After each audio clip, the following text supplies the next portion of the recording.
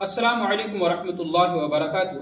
प्यारे भाइयों, आज के इस वीडियो में हम नमाज जनाजा पढ़ने का तरीक़ा सीखेंगे और प्रैक्टिकल के तौर पर सीखेंगे ताकि आपको जानना और समझना आसान हो जाए।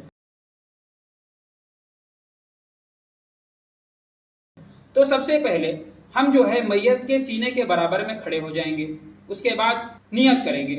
नियत इस तरह करेंगे कि नमाज जनाजा फ़र्ज़ किफ़ाया पढ़ता हूँ मैं, या इस तरह नियत करता हूँ मैं नमाज जनाजा फ़र्ज़ किफ़ाया की वास्ते अल्लाह के, दुआ इस मैयत के लिए, रुख मेरा क़िबले की तरफ, ताबे इमाम के। उसके बाद 4 मरतबा तकबीर कहेंगे और ये भी याद रखें कि ये चारों तकबीरें इमाम के साथ साथ मुक्तदी पर भी फ़र्ज़ हैं, सब कहेंगे। तो पहली मरतबा तकबीर कहकर हाथ उठाकर तकबीर कहेंगे, अल्लाहु अकबर। उसके बाद आखिर तक नियत बांधे रखेंगे, क्योंकि इसके बाद किसी भी तकबीर में हाथ नहीं उठाएंगे, सिर्फ शुरू मरतबा उठाएंगे। तो पहली मरतबा हाथ उठाकर बांधने के बाद पहली तकबीर के बाद सना पढ़ेंगे। अगर आपको सना याद है तो ठीक है, वरना आपके सामने स्क्रीन पर सना मौजूद है। आपको जो भी जुबानें आती हैं उसमें आप लिख सकते हैं।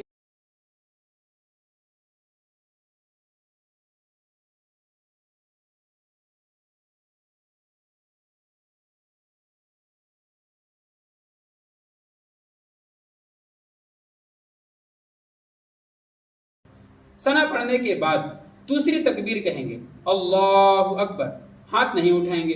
इसके बाद दरूद इब्राहिमी पढ़ेंगे, यानी वो दरूद जो 5 वक्ता नमाज में या हर नमाज में पढ़ते हैं, यानी दरूद इब्राहिमी।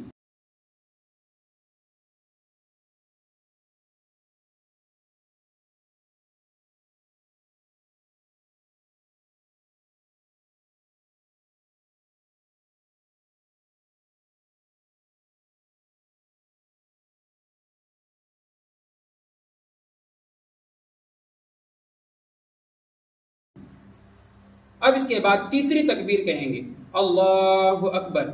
इस तकबीर के बाद दुआएं पढ़ेंगे। अब मैयत के लिए दुआएं क्या हैं? अलग अलग हैं। अगर बालिग मर्द बालिग औरत है तो उसके लिए ये दुआ जो आपके सामने स्क्रीन पर मौजूद है।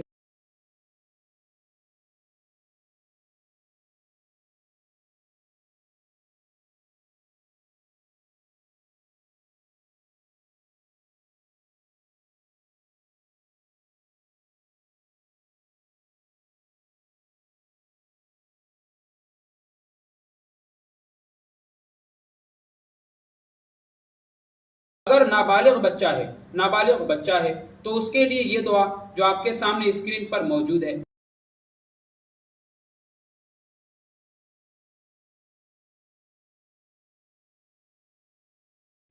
और अगर नाबालिग बच्ची है तो उसके लिए ये दुआ है जो आपके सामने स्क्रीन पर मौजूद है।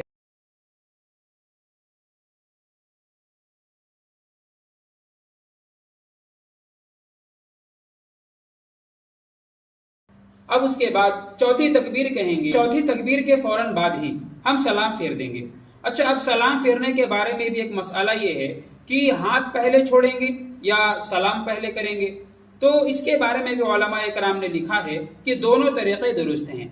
सलाम फेर कर हाथ छोड़ो या हाथ छोड़कर सलाम फेरो, दोनों तरीक़े दुरुस्त हैं। किसी को भी लान तान करने की ज़रूरत नहीं है। कोई भी कैसा तरीक़ा करता हो, चाहे वो सलाम से पहले हाथों को छोड़ देता हो या हाथों को छोड़ने के बाद सलाम करता हो, दोनों तरीक़े अपनी जगह पे दुरुस्त हैं। तो ये हो गया जनाजे की नमाज का तरीक़ा। अब यहाँ पे एक और तरीक़ा आप समझ लीजिए कि अगर कई जनाजे एक साथ मौजूद हों, बालिग मर्द हो, नाबालिग बच्चा हो, तो हमें एक दुआ बालिग के लिए, एक दुआ नाबालिग के लिए पढ़ लें, तब भी चल जाएगा। और अगर कई जनाजे हों और हमें पता ना चले कि कौन मर्द है, कौन औरत है, कौन बच्चा है, कौन बच्ची है, तो सब लोगों के जनाजे की नमाज में सिर्फ एक ही दुआ काफ़ी हो जाएगी, यानी वही मशहूर दुआ जो सबके जनाजे के नमाज में पढ़ते हैं, यानी अल्लाहुम्मा अग़फ़िर लि हय्यिना व मय्यितिना, आखिर तक। तो ये दुआ भी हम कई लोगों की एक ही नमाज जनाजा में एक दुआ भी हम पढ़ सकते हैं। नमाज जनाजा अल्हम्दुलिल्लाह हो जाएगी। अब इसमें एक और मसला ये है कि बहुत सारे लोग 1-2 तकबीर के छूटने के बाद आते हैं। अब वो किस तरह नमाज को पूरी करें, तो उसका तरीका भी सुन लें कि अगर कोई आदमी ऐसे वक्त में पहुंचा कि इमाम ने 1 या 2 तकबीर कह दी थी, तो अब जो है वह मुक्तदी फौरन नियत ना बांधे, بلکہ امام کے اگلی تکبیر کا انتظار کرے۔ مثال کے طور پر یہ سمجھ لیجئے کہ اگر امام نے 2 تکبیریں پڑھی اور اس سے 2 تکبیریں چھوٹ گئیں تو اب یہ ہے تیسری تکبیر کا انتظار کرے، آتے ہی نیت نہ باندھے۔ اب جب امام تیسری تکبیر کہے گا تو یہ مقتدی بھی اس تیسری تکبیر کے ساتھ امام کے ساتھ جڑ جائے۔ اب اس کے بعد امام کے ساتھ نماز کو پوری کرے۔ جب امام سلام پھیرے تو اس کی جو تکبیریں چھوٹی ہوئی تھیں، امام کے سلام پھیرنے کے بعد ان تکبیروں کو کہہ لے اور یہ بھی سلام پھیر دے۔ اب ان تکبیروں کے بیچ میں جو دعائیں پڑھی گئی تھی ان کا مسئلہ کیا ہے تو وہ بھی سن لیجئے کہ اگر جنازے کو تھوڑی دیر کے بعد اٹھایا جاتا ہو، مثال کے طور پر وہاں کا ماحول ایسا ہو کہ جنازے کو تھوڑی دیر کے بعد اٹھایا جاتا ہو، کچھ دیر کے لیے چھوڑا جاتا ہو نماز کے بعد، تو دعائیں بھی پڑھ لیں۔ اور اگر امام نے جیسے ہی سلام پھیری تو جنازے کو اٹھا لیا جاتا ہو تو اب صرف چھوٹی ہوئی تکبیریں کہے گا، دعاؤں کو پڑھنے کی ضرورت نہیں ہے، نماز جنازہ انشاءاللہ مکمل طور پر ہو جائے گی۔ تو یہ ہے نماز جنازہ کا طریقہ اور کچھ بنیادی مسائل۔ اگر ویڈیو آپ کو اچھی لگی ہوں تو ویڈیو کو لائک کریں، شیئر کریں، اپنے دوستوں کے پاس بھی بھیجیں۔ السلام علیکم ورحمۃ اللہ۔